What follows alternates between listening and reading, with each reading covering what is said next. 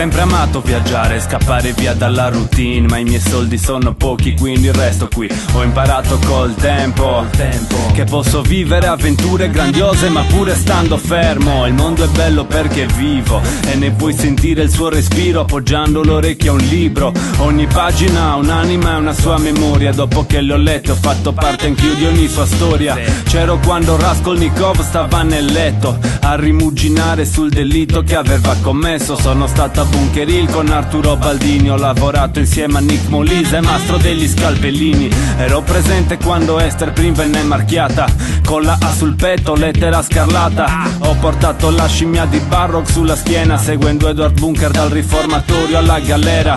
Ho imparato l'educazione di una canaglia, come Jordan e Pilar facevano l'amore in Spagna. Ho fatto tanti di quei viaggi sulla strada insieme a Charlie e con Dean, navigando il Mississippi insieme ad Huckleberry Finn. Mi son fatto con Mark Renton e con tutti gli altri. Ho preso sborni micidiali col vecchio Cinaschi. Sono stato in alto mare al fianco di Ismaele, mentre il capitano Akab ammazzava le balene.